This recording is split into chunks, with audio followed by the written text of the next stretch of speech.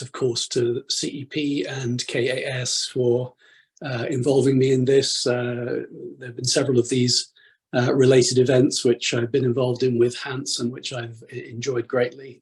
I'll try and shorten my remarks if I can, because I worry that we don't leave time for questions at the end. Let me just make a couple of remarks on some of the discussion that's already taken place between the presentations that might be helpful. There was a reference at one point to monitoring team disagreement with the United States over the most recent report. And I just want to say a couple of things about that. One is that you have to remember the monitoring team is pulling its information from member states, and member states give a wide sort of range of estimates, for example, of the number of al-Qaeda or the number of ISIL fighters in Afghanistan. And so they're trying to reconcile figures which, and to create a sort of credible range for what they think might be the accurate figure. And even within that, there is scope for a lot of variation depending on exactly who you count. Are you talking about fighters, just fighting-aged males with guns? Are you also talking about supporters or administrators? But in some cases, the figures may also include dependents. And so what I always say about this is not to obsess over the numbers themselves, but to look at the trends to see whether the numbers are increasing. And certainly the number of ISIL Khorasan, those numbers have increased over the past 2 years. I would also say I ended up being quoted in US media about the disagreement, so-called. I think the monitoring team's answer to what the US said about its taking issue with some of the figures is that those figures were not necessarily contested by some parts of the US administration. In other words, there might be some disagreement or lack of communication within the US administration about numbers and about the nature of the threat from al-Qaeda. I don't think that anything that the monitoring team said in their last report, and I'm not in the monitoring team anymore, but of course I've talked to them very closely about it. I don't think there's anything in there that they would take back, or they would recognize, of course, that the figures, as I said earlier, can be contested. But that's a very difficult thing to, I can remember on one occasion, the range of figures I was given for ISIL-K fighters in one report that we wrote. The lowest estimate from a member state was 1,000, the highest estimate was 10,000. Now that is a staggering range. It's very hard to make sense of that. And I remember at the time that we ended up, because we had a number of other member state estimates to triangulate, we ended up saying we thought that it was roughly 2,500 to 3,000. And I still stand by that. I think that was a reasonable triangulation of the many figures we've been given. But you see the difficulty when your modus operandi is to declassify member state intelligence, and the intelligence you're given is very widely divergent. So that was one point I wanted to make. Moving to some of the things that Guido said, which I thought were very, very interesting, and I agree with them. I wanted to add one point about the reason why it's difficult for al-Qaeda to acknowledge Saif as the head of al-Qaeda. It's not just about Iranian sensitivities, it's also about Taliban sensitivities. The Taliban, of course, contest that Zawahiri was killed in Kabul by a US strike. However absurd that may seem to us, they contest it. And al-Qaeda, which has repeatedly sworn allegiance to the Taliban, cannot embarrass the Taliban by making an announcement of a new leader, the implication of which would be that the United States was telling the truth and the Taliban was not. I wanted to add, because we haven't really heard much about it, I just wanted to mention al-Shabaab. I do think al-Shabaab is very significant in all of this picture as an al-Qaeda affiliate in Somalia. Very successful, very threatening, with a history of foreign terrorist fighters and a history of operations either executed or planned outside Somalia and even outside the region. And al-Shabaab was perhaps the loudest branch of al-Qaeda to celebrate the Taliban takeover of Afghanistan. And I think this point about the Taliban inspiration for al-Qaeda and al-Qaeda's attempts to overturn fragile jurisdictions in Africa, and Guido already mentioned, the JNIM, which is doing a pretty good job of destabilizing both Mali and Burkina Faso. We should not forget that al-Shabaab has long been destabilizing Somalia, and the signs for long-term stabilization of Somalia do not look good. So this is one of the dangers. As Hans said, these have been a couple of good years for the global jihadi movement in the conflict zones, not in the non-conflict zones. In the non-conflict zones, these groups have been much less effective than they were 10 to 7 years ago. I wanted to also, again, just to emphasize what Guido said about Syria. I think I always came back to this whenever we were primarily concerned with Afghanistan or primarily concerned with events in Africa in the monitoring team. I always used to force the conversation back to Syria, which is where I see the heart of the problem. And it's because Syria is so important. It's, first of all, when we talk about foreign terrorist fighters, the people that were attracted into the caliphate, they found it very easy to get there. It's a lot easier to get to Syria and to the Syria-Iraq border area than it is to get to Afghanistan. And the sort of underlying sort of proof of Syria is that up until the Arab Spring, there was a kind of a intercommunal sort of tolerance of the strange sort of gangster-like Alawite ruling clique, and a sense that at least that was preventing any kind of tyranny of the majority, and that there was social liberalism, and that as long as you didn't fall out with the authorities themselves, you could live a pretty decent, peaceful, prosperous life. And that kind of Pax Assad will never be able to be reestablished in Syria.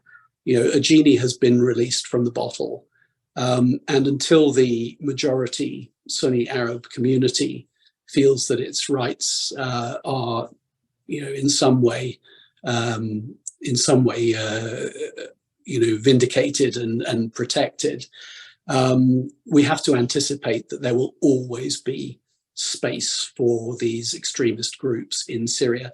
And I think they know that. I think that's why, even those that have been willing to be in sort of very exposed areas, being attacked by various opponents and taking heavy losses, nevertheless, they hang on in Syria, because in Syria, more than anywhere else, they see, if you like, the medium to long term prospect of actual victory. Mention of Iran, I wanted to make a couple of comments on that. I think Iran is just very comfortable with pursuing apparently contradictory policies, and I think if you think about the Iranian relationship with Hamas, with Palestinian Islamic Jihad, there's no the Iranians are perfectly capable of reaching out across that sectarian divide if they see it as being in their tactical interests. And this is, of course, is also true of the Haqqani network in Afghanistan. And there's an interesting comparison to be made between these Afghanistan under the Taliban and Iran under the Haqqanis, or under the Taliban, but with the Haqqanis sort of having a very privileged position in Afghanistan.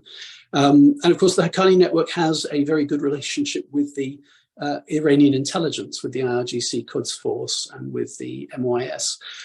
So both of these sort of very anti-Western bodies are capable of managing ambivalence and working with each other, even if they don't really like each other, even if they see each other as a long-term threat. So I don't think we should be at all surprised that Iran is still hosting the al-Qaeda leadership. And there's an element of a reinsurance policy there as well, of course. If Saif al-Adil is the head of al-Qaeda and he's in Iran, then that does limit what threat al-Qaeda could pose to Iran. And then camps. I just wanted to mention the camps point as well, because I think it's an important one. Undoubtedly, it is the right thing to do to bring people home. I think that's very clear. One of the powerful things about the monitoring team was that we were able to make that argument from a purely security point of view. And I don't want to diminish the humanitarian or the human rights point of view, but those are both important. But other people are making that argument, and that argument doesn't always resonate with electorates. But we were making the argument from the threat point of view, that this threat is incubating and it's getting worse.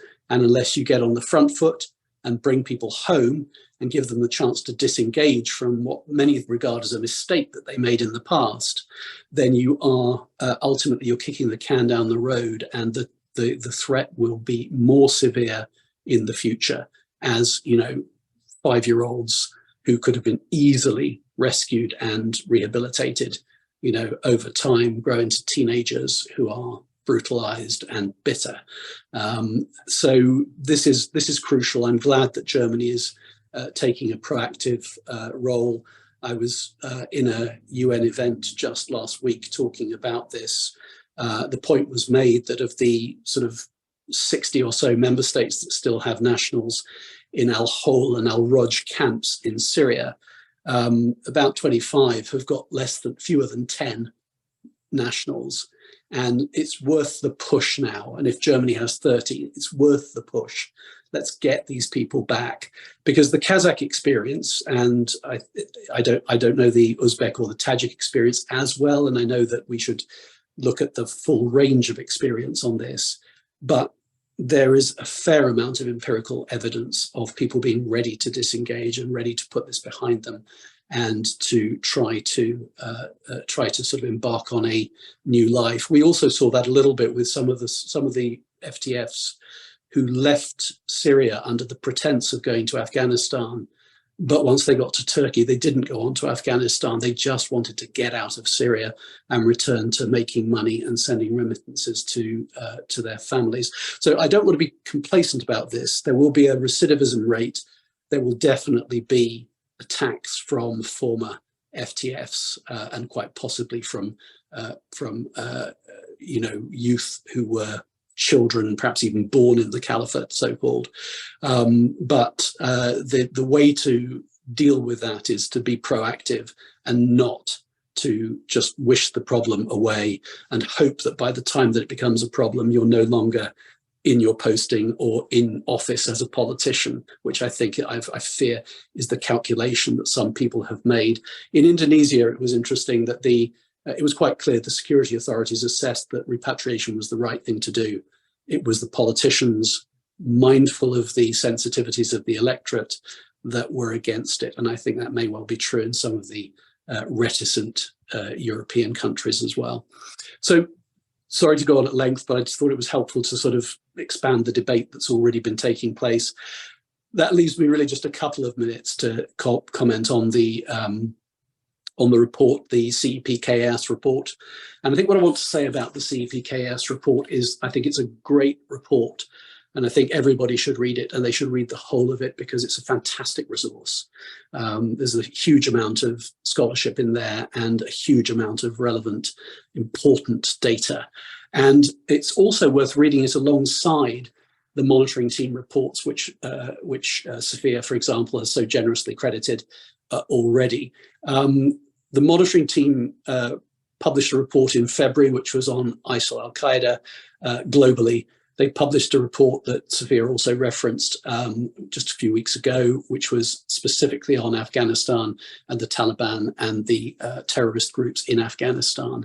As we speak, the monitoring team is putting the finishing touches to its new al-Qaeda and ISIL report, which will be submitted in New York at the end of this month and is likely to be published by the end of July. Once that comes out, we'll have three very short space, three reports that have come out in quick succession, covering full range of these issues, and that will be sort of the optimum point of input from the monitoring team. But we're already pretty well placed because we have the recent ISIL al-Qaeda report from only a few months ago, and we have the very recent Taliban Afghanistan report from just a couple of weeks ago. And I think when you juxtapose those reports with the CEP-KAS report, you get a really impressive and really vital piece of analysis about the fact that Afghanistan matters.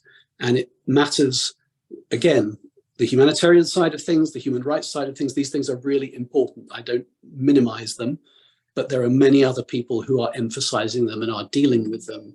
And the things that I think are perhaps not being emphasized sufficiently are the security implications of the Taliban in power in Afghanistan. Now, already, I think those have been very well brought out by Sophia and Guido, so I don't really want to go into the detail of that. But what I do want to say is that the Taliban and al-Qaeda remain firmly allied with each other. There's no question about that. And Zawahiri was the guest of the Haqqanis, and then he was taken out in Kabul. But there are still al-Qaeda people in Afghanistan. There is al-Qaeda in the Indian subcontinent, which is a franchise of al-Qaeda, which is present in Afghanistan, and which is, again, very closely linked with the Taliban.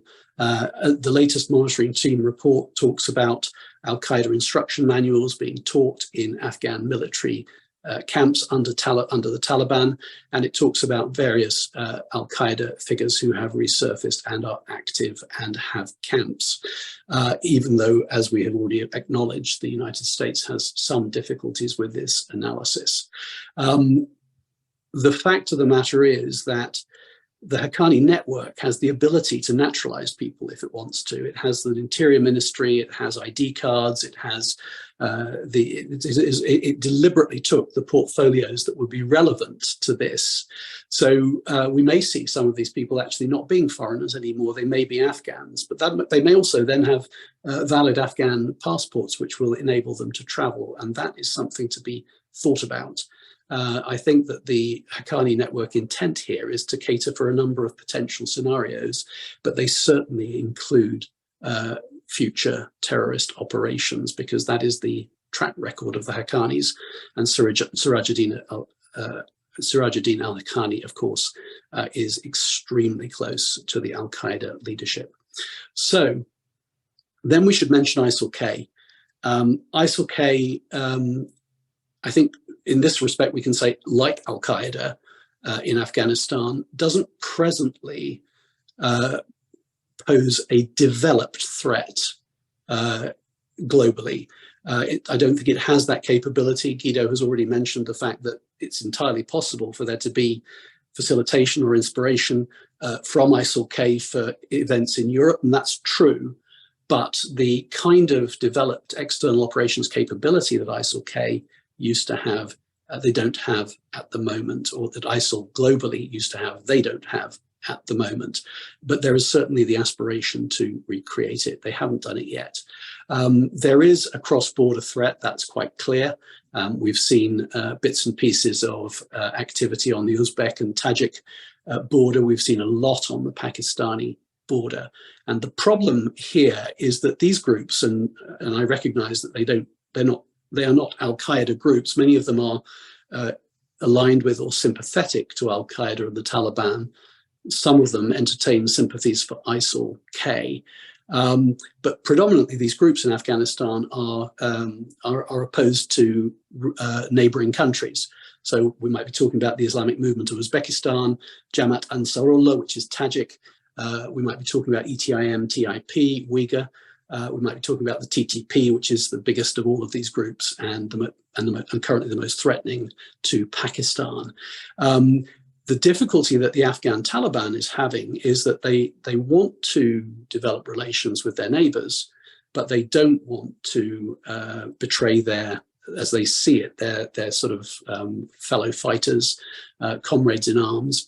And of course, they're afraid that if they start to make difficult compromises to govern, they're afraid that ISIL-K will be able to recruit disaffected Talibs and disaffected members of these groups. This is one of the reasons why the Taliban have proved to be really ineffective and hardline and unimaginative in government. And then the final point I want to make is I want to scotch this discussion that some internationals want to have about the Taliban as a counter-terrorist partner for counter-terrorism.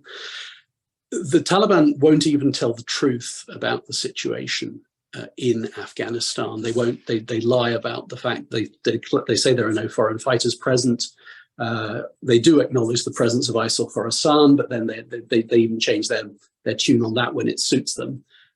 You can't, that you're dealing with an organization that is incapable of being honest with foreign partners.